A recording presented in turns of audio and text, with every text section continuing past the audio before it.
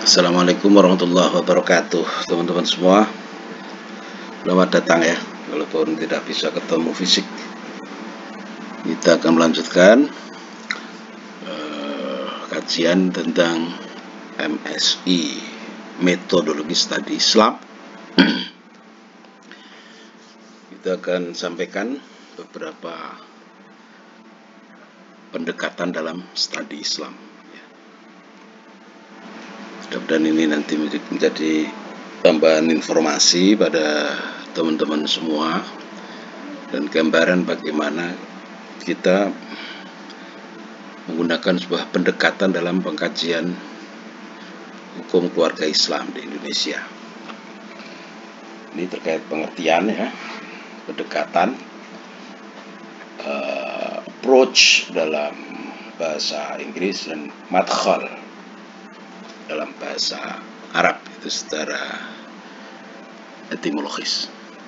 Di luar term tersebut sebenarnya ada sejumlah istilah yang mirip ya dengan pendekatan atau approach ini, seperti theoretical framework, ada conceptual framework, perspektif, atau point of view, sudut pandang, serta paradigma.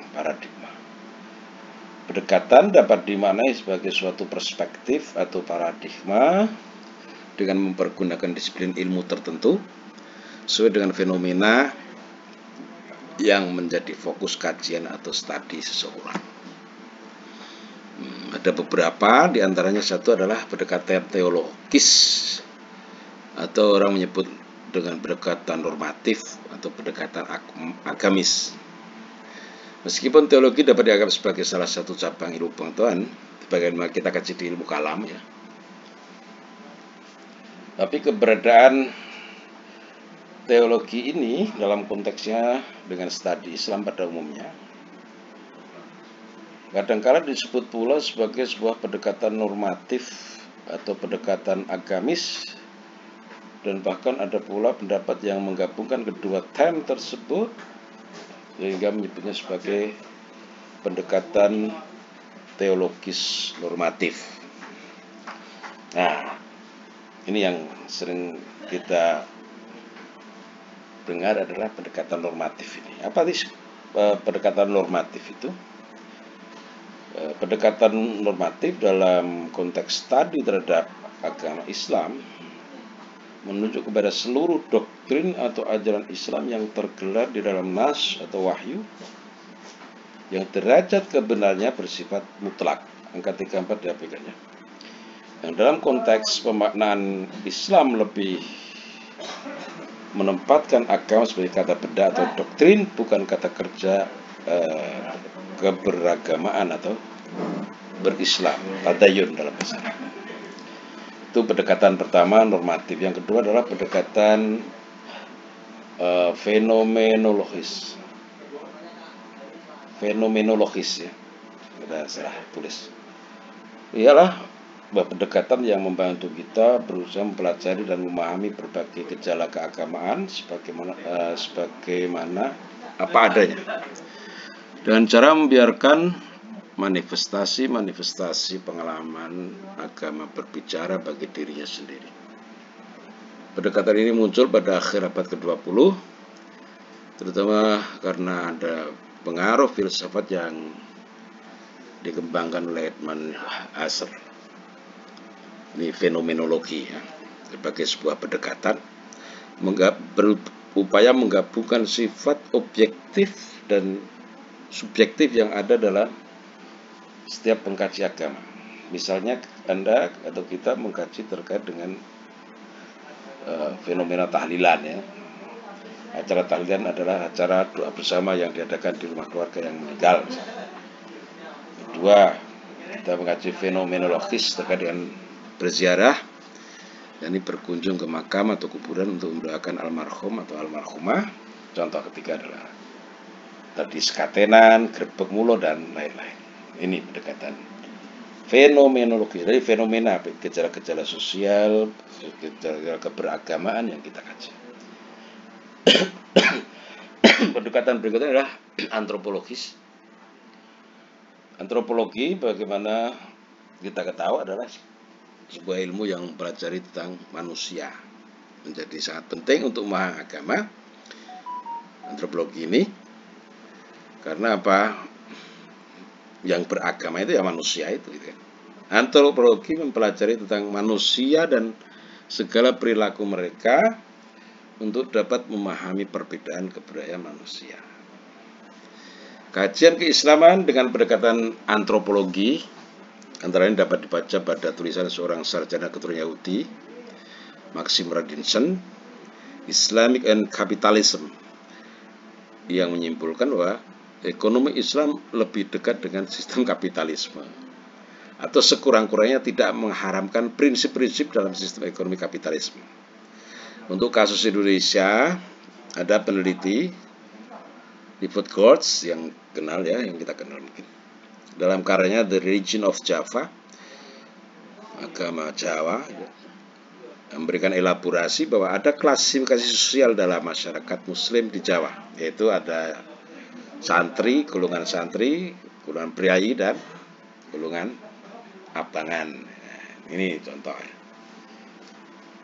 Pendekatan antropologi bisa Anda bidik untuk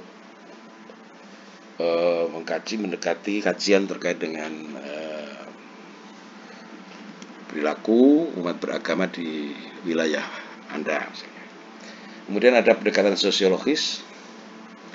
Sosiologi merupakan ilmu yang membahas keadaan masyarakat dengan struktur, lapisan, serta berbagai gejala sosialnya yang berkaitannya. Dalam kehidupan umat beragama, diketahui adanya posisi dan peranan-peranan tertentu dari seseorang. Posisi dan peranan itu menyatakan diri dalam kehidupan bersama, sehingga kehidupan sosial itu dapat terselenggara melalui hubungan-hubungan fungsional dalam masyarakat, siapa berperan apa, misalnya seperti itu, dan semua itu bersumber dari kedudukan dan perannya dalam kehidupan umat beragama. Misalnya fungsionalisasi tokoh, pengaruhnya pada masyarakat, pengaruh seorang tokoh ataupun idola terkait dengan followernya, misalnya seperti itu. Ada kajian dengan pendekatan filologis.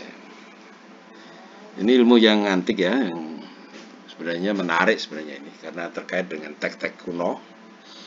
Untuk konteks kali ini kita yang melihat teks-teks salinannya, karena teks-teks aslinya biasanya ada di pustaka-pustaka yang sangat terbatas aksesnya. Filologi sebagai pendekatan itu dimaksudkan sebagai metode analisis untuk mendapatkan bentuk asli teks, agar maksud penyusunan teks tersebut dapat diketahui. Apa sih tujuan kitab ini, kitab kuno ini, ya. Kapan, ya. Di mana, itu sangat-sangat penting. Filologi adalah pengetahuan tentang sastra-sastra dalam arti luas. Ketika bicara sastra, karya, sebuah karya, ya berarti ini terkait dengan bahasa dan kebudayaan tertentu. Maka filologi sangat berguna untuk meneliti bahasa, meneliti kajian linguistik, makna kata-kata, dan penilaian terhadap ungkapan karya sastra atau pesan-pesan dari karya sastra yang kita teliti dengan pendekatan filologis ini. Ini sangat menarik ya. Sastra Jawa itu mempunyai khazanah yang luar biasa. Ada yang berbahasa Kawi, ada bertuliskan Ono Coroko, Jawa ya, seterusnya. Pendekatan filosofis, pembahasan terhadap agama Islam yang umumnya berupa dogma, ajaran, dan teks-teks yang berkembang di dunia Islam. Maka ketika didekati dengan filsafat, maka akan membawa pada orientasi yang lebih mengarah pada bentuk elaborasi atau eksplanasi tentang ajaran Islam dan doktrin yang ada dalam Islam. Tentu saja kecenderungan pembahasan dalam pendekatan filosofi lebih bersifat analitis kritis, atau diistilahkan dengan Islam kritis ini. Secara filosofi kan, banyak nilai-nilai yang digali dengan pendekatan ini. Pendekatan historis. atau sejarah ya. Sebagai suatu pendekatan historis ini berangkat dari sebuah asumsi dasar bahwa suatu pemikiran atau gerakan atau suatu peristiwa yang terjadi adalah anak kandung dari zamannya. Artinya dia mempunyai konteks, mempunyai pesan, ya, mempunyai keterkaitan dengan zamannya. Sekurang-kurangnya ada dua pertanyaan penting yang dijawab dalam pendekatan ini. Pertama adalah peristiwa apa yang sebenarnya terjadi pada masa lampau, dan apakah kesinambungan dan perubahan yang telah terjadi dalam rentang waktu tertentu. Adanya perubahan, ini yang menarik, perubahan dan kesinambungan. Oleh karena itu sungguh jadi tepat kalau kemudian dikatakan bahwa karakter atau ciri khusus yang sangat kuat dan menonjol dari pendekatan sejarah adalah tentang signifikansi waktu dan prinsip-prinsip kesejarahan. Kemudian dalam pendekatan sejarah ini, teman-teman harus tahu terkandung salah satu dari tiga aspek rekonstruksi sejarah, yakni asal-usul, perubahan, change, dan perkembangan. Ini tadi bukan semata-mata sejarah mati itu kan yang kita kaji, tapi bagaimana sebuah objek kajian itu yang kita lakukan bisa menemukan asal-usulnya, originnya, terus perubahan yang terjadi dan perkembangan sampai kurun waktu tertentu, batasan waktu yang kita tetapkan. Ini kajian hukum Islam pun demikian bisa Anda tinjau secara historis. Pendekatan ini asal usulnya seperti apa, misalnya Anda mengkaji terkait dengan peraturan kepenghuluan misalnya, perkembangan peraturan perundang-undangan terkait kepenghuluan ini bisa Anda cari dengan pendekatan historis ini. Hasilnya seperti apa, perubahannya seperti apa, dan perkembangannya seperti apa. Misalnya terkait usia nikah itu terjadi perubahan menurut undang-undang perkawinan misalnya, itu pun sangat menarik. Kemudian pendekatan interdisipliner, pendekatan yang menggunakan beberapa pendekatan sebenarnya ya, pendekatan penelitian yang menggabungkan beberapa sudut pandang yang relevan untuk mengupas suatu permasalahan tadi. Misalnya kajian menggunakan pendekatan sosiologis sekaligus historis dan normatif secara bersamaan. Jadi misalnya tadi terkait dengan hukum keluarga Islam di Indonesia. Tentunya bisa kita memasukinya dengan pendekatan sosiologis atau sociological approach, historical approach, atau normative approach. Ini bisa kita menggunakan beberapa metode pendekatan yang beragam tapi yang relevan. Pendekatan ini yang menggabungkan beberapa pendekatan. Semakin disari keterbatasan dari hasil pendekatan yang hanya menggunakan satu pendekatan tertentu.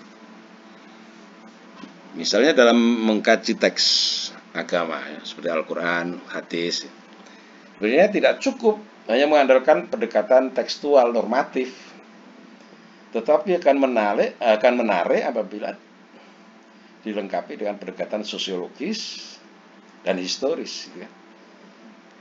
Ketika mengkaji teks Quran sangat menarik apabila kita kasih pendekatan asbabun nuzul misalnya.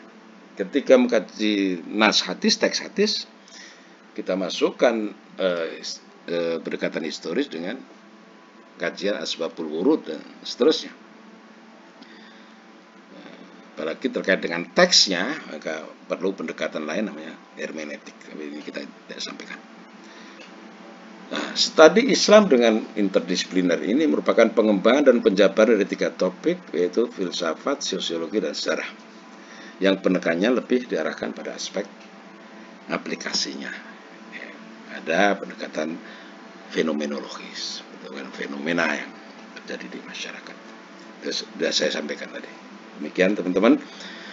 Mudah-mudahan bermanfaat. Selamat belajar. Wallahul muwaffiq ila aqwamit thoriq.